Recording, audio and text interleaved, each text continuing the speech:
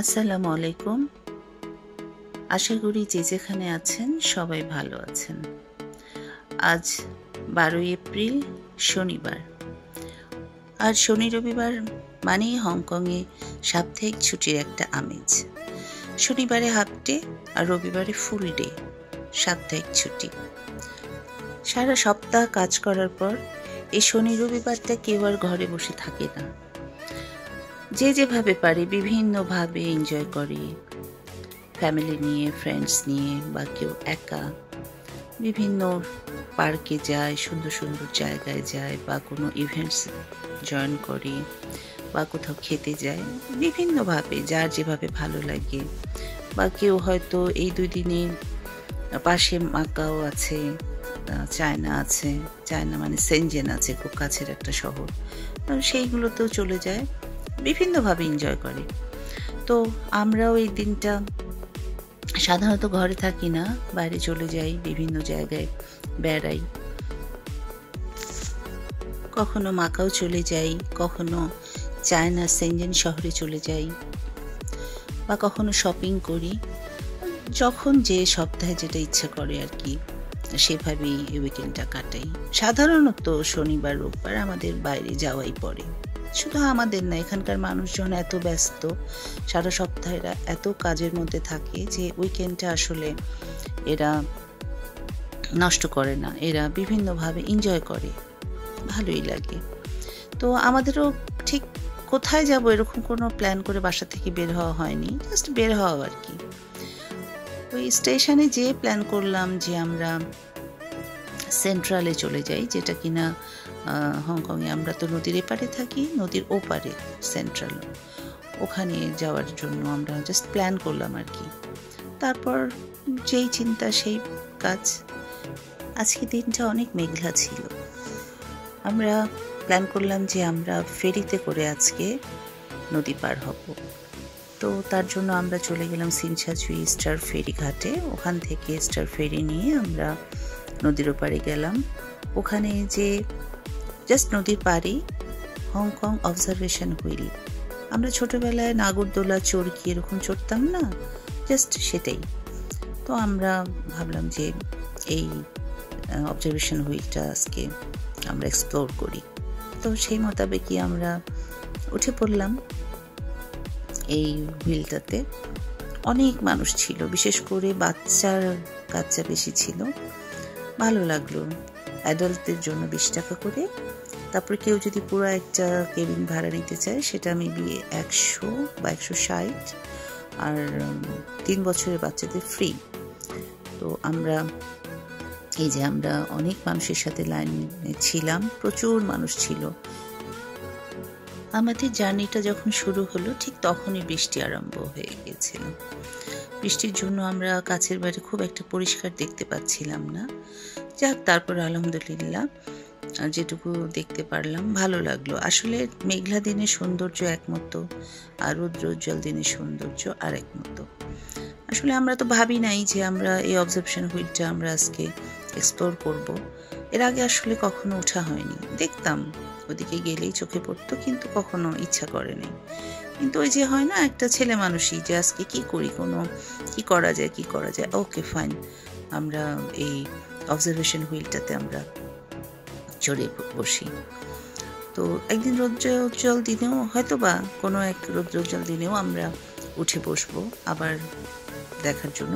হতো কি তাহলে, রৌদ্রোজ্জ্বল থাকলে ওই সাগরের ওই পার এপারের বিল্ডিংগুলো আরও পরিষ্কার আসতো। কিন্তু আজকেও অনেক সুন্দর লাগছে, কারণ আমার আবার মেঘ বৃষ্টি খুব ভালো লাগে। মেঘগুলো এত বেশি ছিল বলার মতো না। মানে বিল্ডিংয়ের অনেক উঁচু উঁচু যে বিল্ডিংগুলো, যেগুলো 100 বা তার আশেপাশে উচ্চতার বিল্ডিং, তাদের একদম মানে উপরের স্টারগুলো দেখা যাচ্ছিল না। ইভেন কোনো কোনো বিল্ডিংয়ে তো দেখলাম মেঘগুলো জাস্ট বিল্ডিংয়ের মাঝামাঝি চলে আসছে।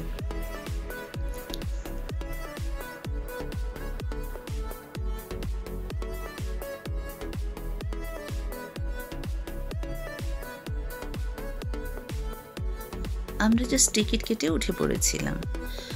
আমাদের কাছে এটার কোনো ইনফরমেশন ছিল না যে আসলে এটা কয় রাউন্ড এরা ঘোরাবে বা কিছু। জাস্ট উঠে বসার কাজ, উঠে বসছি। আমরা দেখলাম যে 3 রাউন্ড ঘোরাইলো, ভালো লাগলো। আর আমাদের এই যে কেবিনে আমাদের সঙ্গী ছিল 2-3টা গ্রুপ, আলাদা আলাদা অবশ্য, কিন্তু ভালো লাগলো। গ্রুপটা ভালোই ছিল, আমরা বেশ গল্প গুজব করতেছিলাম। ওইটুকু সময়ের মধ্যে ভালোই একটা আন্তরিকতা হয়ে গেছিল। এই তো আশপাশে একটু দেখছিলাম, এত মানে উপরে বা এই অবজারভেশন হুইলটা আমার এর আগে কখনো উঠা হয়নি, তো আজকে উঠে দেখছিলাম আশপাশটা। অবশ্য রোদ থাকলে আরো ক্লিয়ার আসতো, আশপাশটা দেখতে পারতাম আরো ভালো। তারপরেও অনেক ভালো লাগলো, কারণ মেঘ বৃষ্টিও তো দেখতে পাচ্ছিলাম।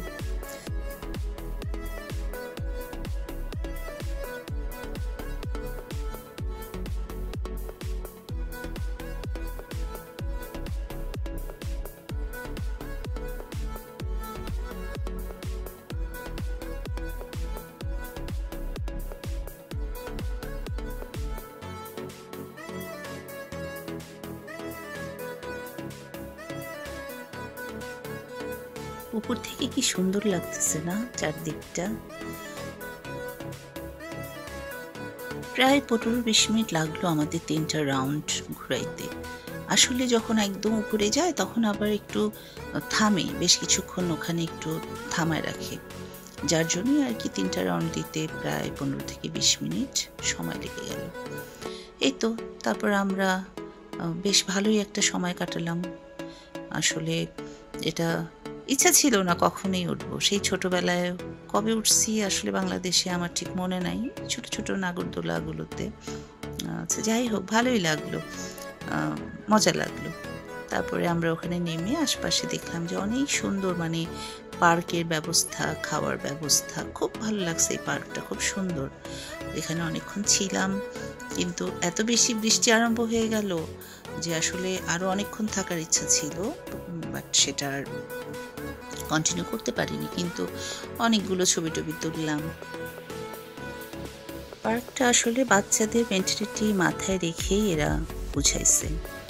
এখানে দেখলাম প্রত্যেকটা কর্নার প্লাস যে বসার যে সিটগুলো, সেগুলোও হচ্ছে বিভিন্ন কিউট কিউট পশুর এক একটা আদলে। মানে এখানে বাচ্চা কেন, মানে আমাদের মতো লোকজন বা আরো বয়স্ক লোকজন আসলেও মজা পাবে। খুব ভালো লাগছে, থিমটা খুব সুন্দর পার্কে।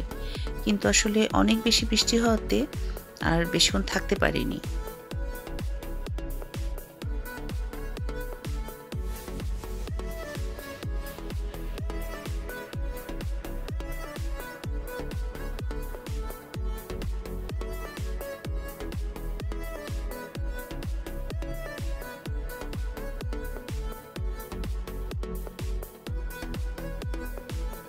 আমি ঋতু হিসাবে শীতটাকে যেমন পছন্দ করি, আবার বর্ষাকালটা আমার অনেক পছন্দের। আকাশে মেঘ হলে বা বৃষ্টি হলে আমার যে কেমন লাগে, মনে হয় যেন বাইরে চলে যায়, বৃষ্টিতে ভিজি। তো আমার কিন্তু এই পার্কটা ঘুরতে যায়, পার্কটা তো ভালো লাগছে, সব কিছুই ভালো লাগছে, বৃষ্টিটা কিন্তু আমার সবচেয়ে বেশি ভালো লাগছে। আর অনেকেই বিরক্ত হয়, মেঘ বৃষ্টি সবার পছন্দ না, কিন্তু আমার মেঘ বৃষ্টি হলে খুবই ভালো লাগে। আর আমি সুযোগ পাইলেই কিন্তু বৃষ্টিতে ভিজি। এই যে পার্কটা ঘুরে ঘুরে দেখছিলাম আমরা, তারপরে এই রাস্তা ধরে সোজা হেঁটে হেঁটে ওই যে দূরে দেখা যাচ্ছে যে ওটার ওপাশে হচ্ছে ফেরিঘাট। আমরা আসলে ফেরির উদ্দেশ্যে ওখানে চলে গেলাম। ভাবলাম যে আসলে একটু শেডেরও দরকার আছে, কারণ থেকে থেকে বৃষ্টি হচ্ছে, সো আমরা একটু সেফ সাইড নিলাম আর কি।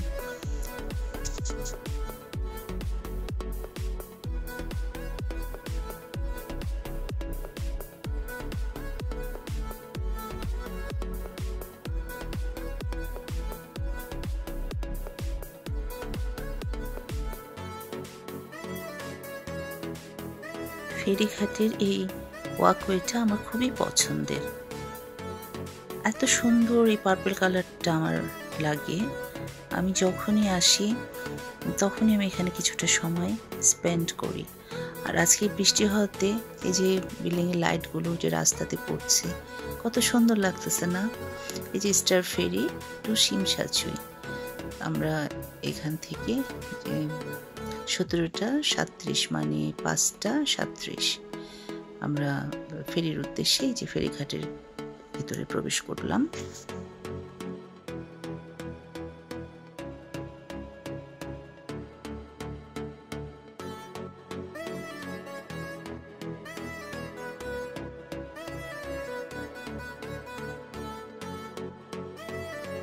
হ্যাঁ, আল্লাহর নামে আমাদের ফেরি রওনা দিয়ে দিল।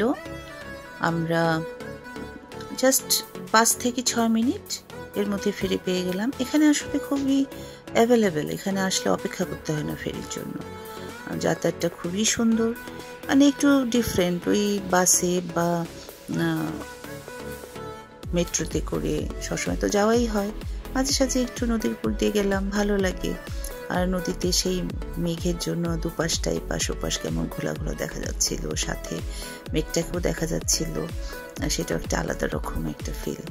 আসলে আমি সবসময় তো এটাকে নদী বলি, এটা আসলে নদী ঠিক না, এটা হচ্ছে সাগরের চ্যানেল বলে। তো আমার মুখে সবসময় নদী চলে আসে আর কি। এই যে ফেরির ভিতরটা, এটা হচ্ছে যারা এসিতে বসতে চায় না, একটু খোলামেলা আর কি, বাতাস টাতাস যাওয়া আসা করে, এটা হচ্ছে এই পোর্শনটা। আবার এসির পাশও আছে, ওখানে আবার ওই যে জানালা টানালা কাঁচ দিয়ে একদম আটকানো। অবশ্য জানালা কোনোটার খোলা যায় না, আবার কোনোটার খোলাও যায় দেখলাম।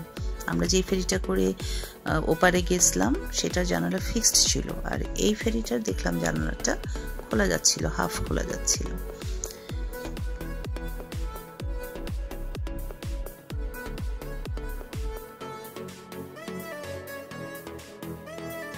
এই যে এটা হচ্ছে এসি পোর্শন, এখানে এই যে জানালাগুলো দেয়া থাকে, কিন্তু সবটার খোলা যায় না। কিন্তু এই ফেরিটার দেখলাম, আমি খুলতে গেলাম, দেখি জানালাটা ওই যে নামানো গেল কাজটা। এই যে নদীটা কি ভালো লাগতেছে না, এই পানির তল দিয়ে কিন্তু মেট্রো বা বাস এটা যে যায় তার টানেল করা আছে, তল দিয়ে কিন্তু এপার থেকে ওপারে যখন মানুষ বাসে বা মেট্রোতে যাওয়া আসা করে তখন কিন্তু এর পানির তল দিয়ে যাতায়াত করে।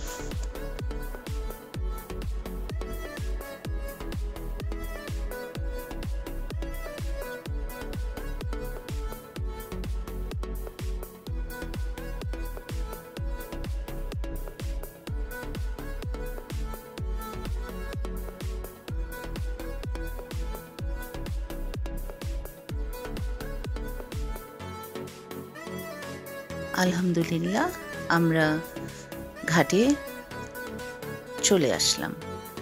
ঘাটের ও পাশটাকে বলে হচ্ছে সেন্ট্রাল, আর এই পাশটা হচ্ছে সিমসাচুই স্টার ফেরি ঘাট। এই যে আমাদের ফেরি ঘাটে অলমোস্ট ভিড়ল, ঠিক 10 মিনিটের মতো লাগলো, বেশি সময় লাগে না।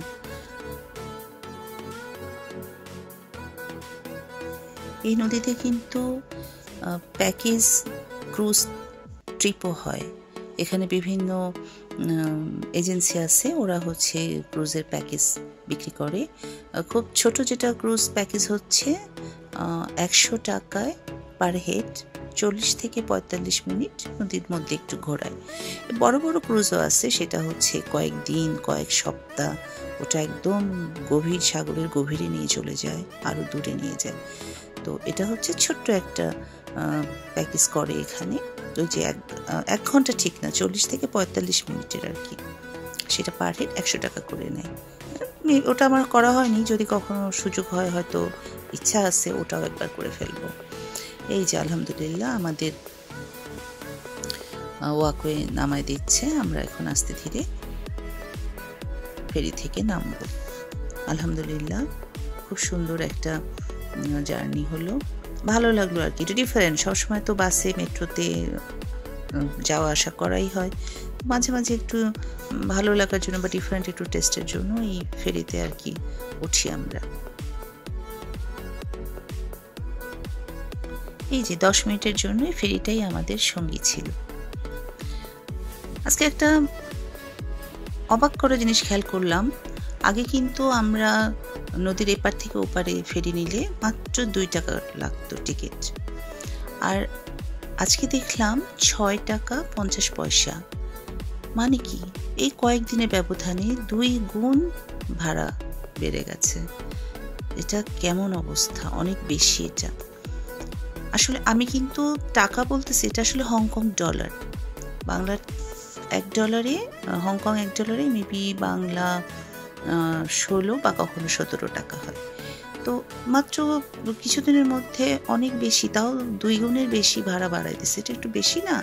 আসলে হংকংয়ে কিন্তু সব ভালো লাগে, এখানকার যাতায়াতে এত বেশি খরচ, মানে বাসে, ট্রেনে, তারপরে হচ্ছে ট্যাক্সি, অসম্ভব মানে ভাড়া এদের টাকা লাগে।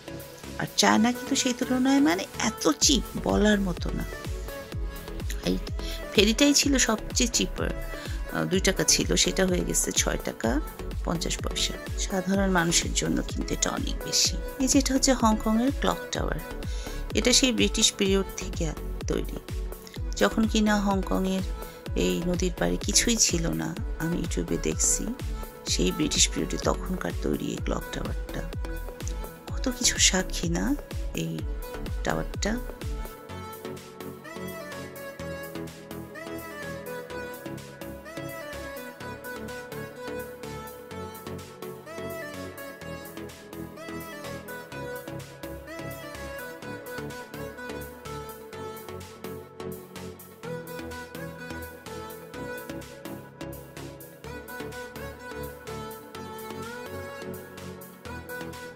কখনো মেঘ, কখনো বৃষ্টি, এর মধ্যে দিয়ে আলহামদুলিল্লাহ আমরা সুন্দর আর একটা উইকেন্ড শুরু করলাম।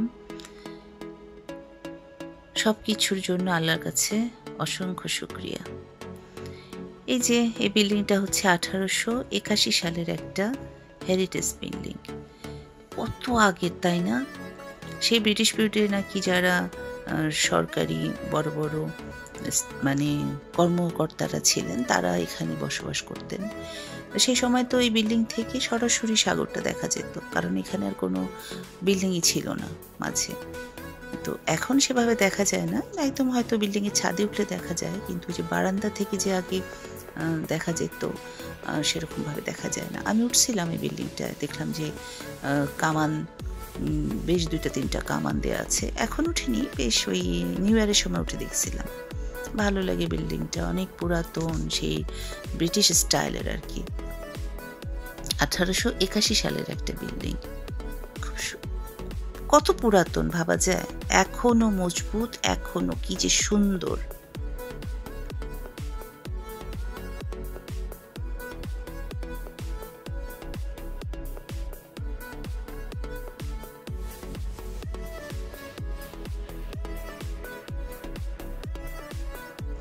আস্তে ধীরে আমরা আমাদের কাঙ্ক্ষিত বাস স্ট্যান্ডে চলে আসলাম। আমাদের প্ল্যান ছিল যে আমরা যেন বাসায় যেয়ে মাগরিবটা পড়তে পারি, আর সেই মোতাবেকই আমরা ঠিক 6টার মধ্যেই আমাদের বাস স্ট্যান্ডে চলে আসলাম। যাক, এভাবেই আমাদের আরেকটা শনিবার পার হয়ে গেল। এই ছিল আমাদের একটা উইকেন্ডের শুরুর গল্প। আজ এ পর্যন্তই। আবার যদি কখনো কোনো ভিডিও করি অবশ্যই তখন আবার দেখা হবে। তো সে পর্যন্ত সবাই ভালো থাকবেন, আমাদের জন্য দোয়া করবেন। আসসালামু আলাইকুম।